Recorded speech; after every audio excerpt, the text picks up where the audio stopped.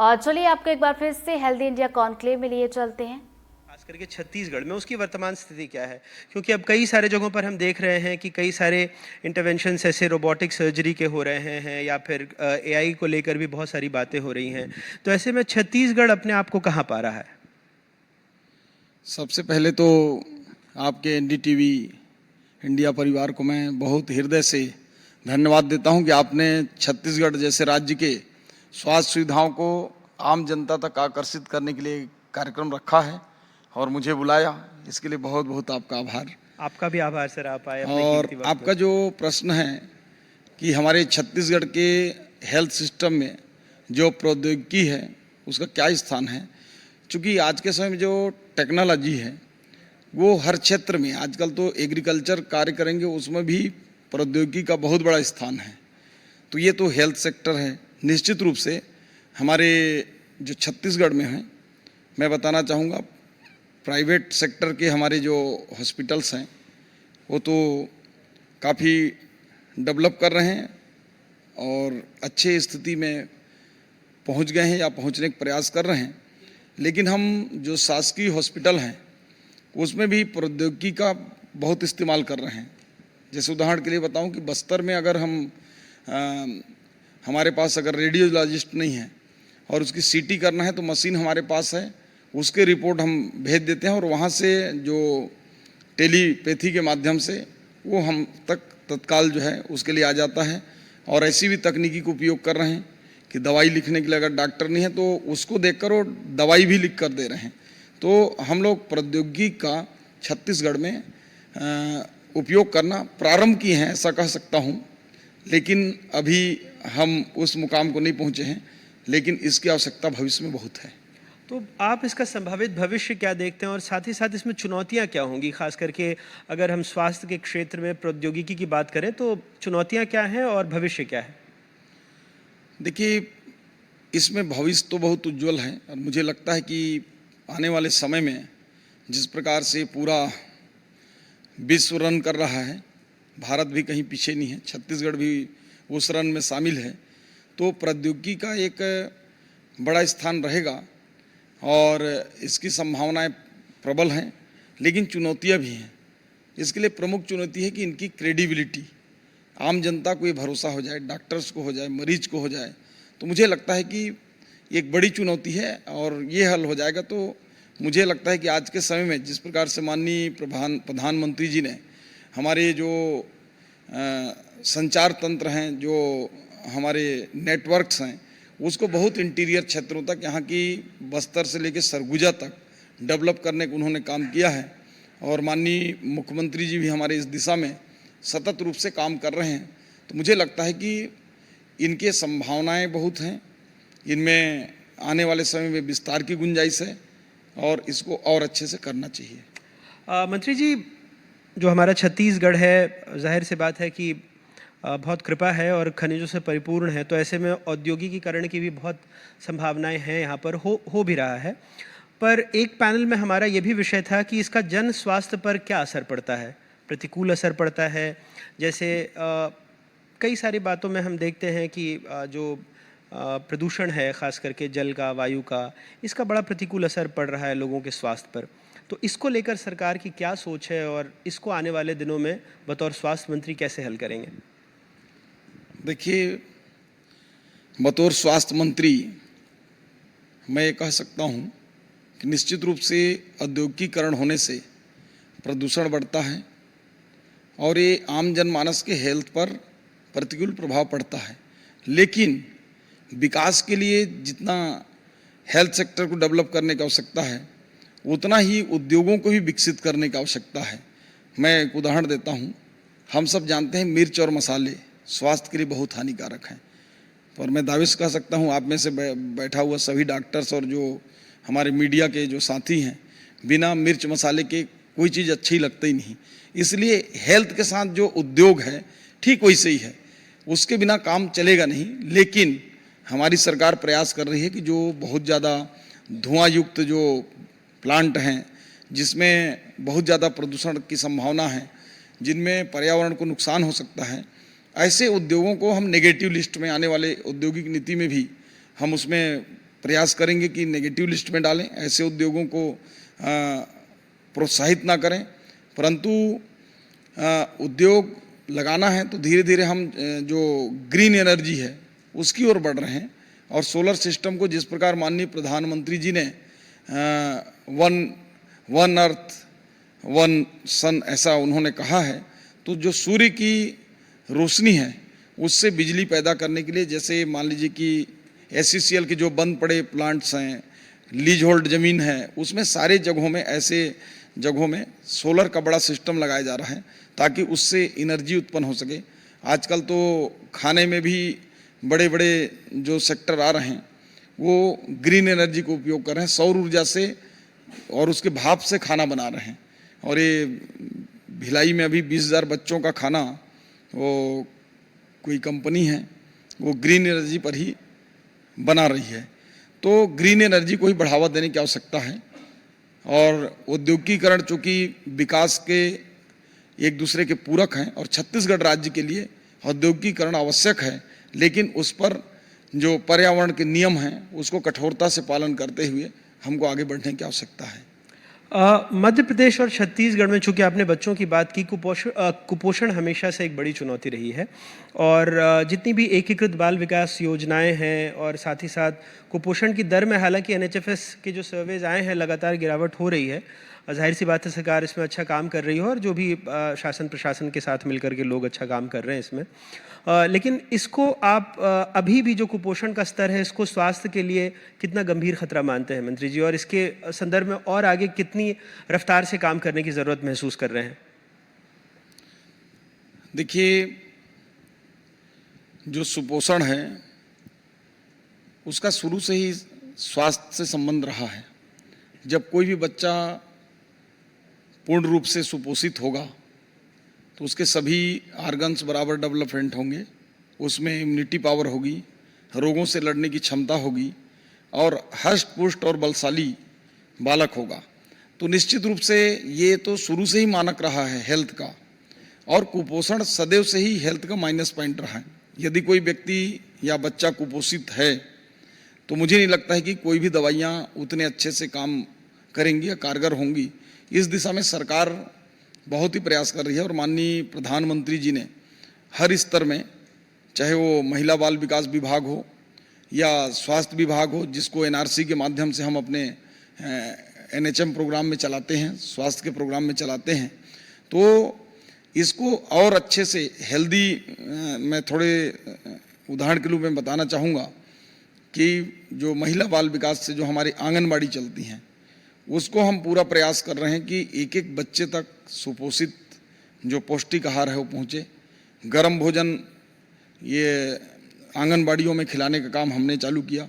गर्भवती माताओं बहनों को सुपोषण से युक्त उनको फूड प्रोडक्ट देने का काम हमने किया।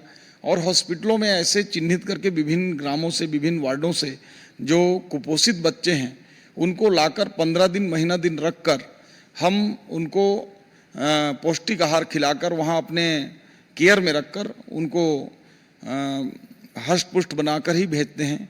ये काम चालू है, परंतु मैं आपके चैनल के माध्यम से सभी लोगों से आह्वान करना चाहता हूँ कि अपने आस पड़ोस के बच्चों को देखें, ऐसे बच्चों को चिन्हांकित करें। अगर हो सकता है तो समाज की ओर से उनको पौष्टिक भोजन आहार भी प्रदान करने का कोशिश करें, और अगर नहीं हो पाता है तो हमारे नज़दीकी स्वास्थ्य केंद्र में उसकी सूचना दें। उसके लिए सरकार पूरी तरह से तैयार है।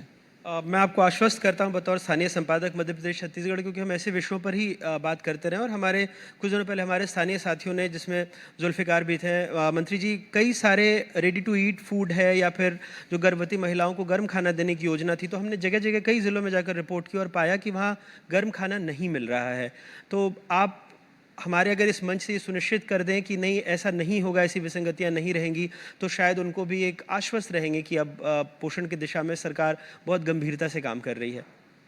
निश्चित रूप से आपकी जो चिंता है वो बहुत जायज़ है, और आपको मैं बताना चाहूँगा कि हमारी सरकार बनने के साथ ही माननीय मुख्यमंत्री जी ने एक बड़ा निर्णय किया है कि जो आंगनबाड़ी केंद्रों में रेडी टू ईट जो जाता था, जब हमारी सरकार थी तो हमने स्थानीय स्तर पर, ब्लॉक लेवल पर या सेक्टर लेवल पर वहाँ के स्थानीय समूहों को रेडी टू ईट तैयार करके आंगनवाड़ी केंद्रों में देने हेतु सिस्टम दिया था।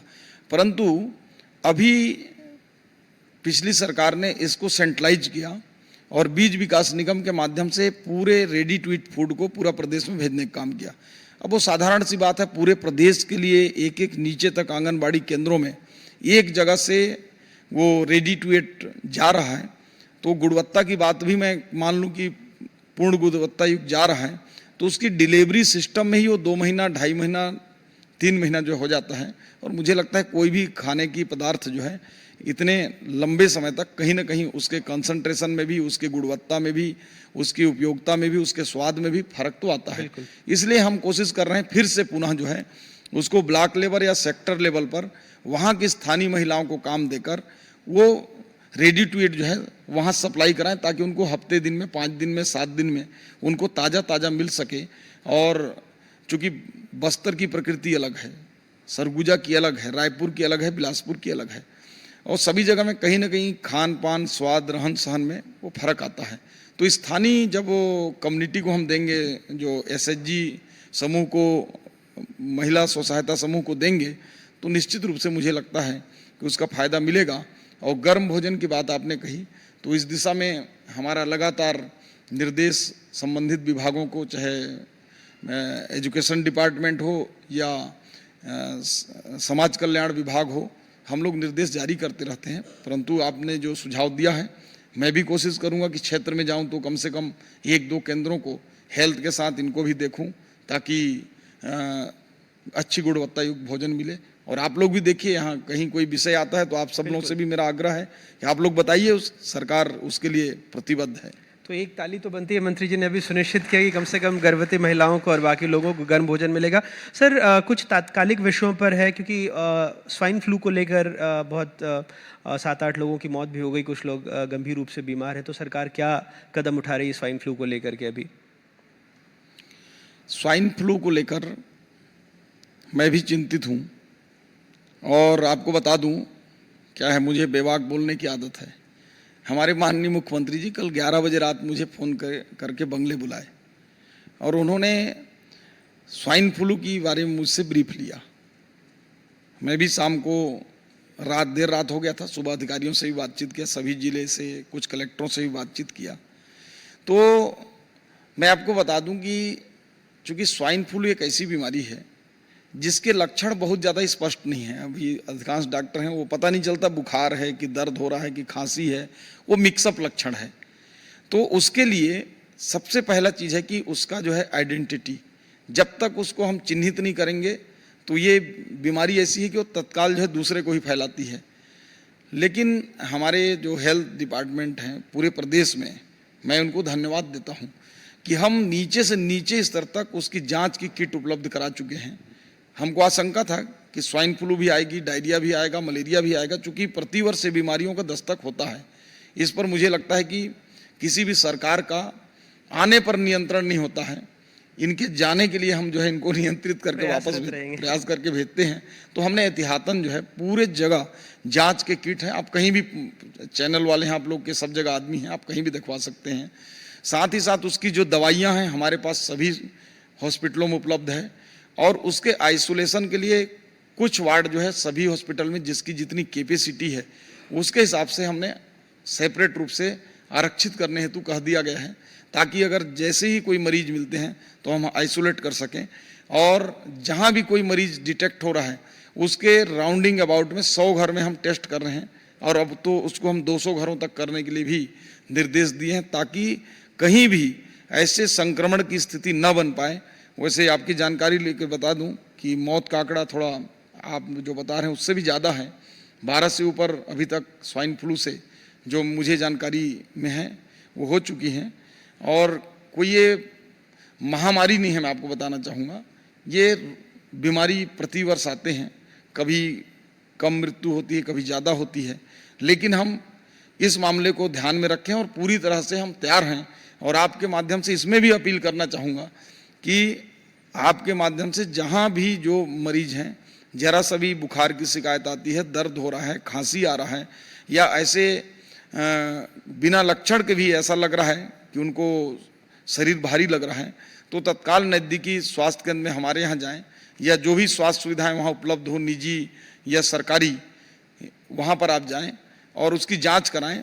सभी जगह दवाइयाँ उपलब्ध हैं और जन जागरूकता के माध्यम से ही इस पर पूरी तरह से लगाम लगाया जा सकता है। परंतु किसी भी क्षेत्र में, प्रदेश में अभी स्थिति नियंत्रण से बाहर नहीं है, सभी जगह सामान्य है। मेरे आखिरी 2 सवाल है। मंकी पॉक्स को लेकर भी कुछ एहतियात, क्योंकि एडवाइजरी तो जारी हुई है हर जगहों पर, लेकिन इसको लेकर और कुछ अतिरिक्त एहतियात बरत रहे हैं?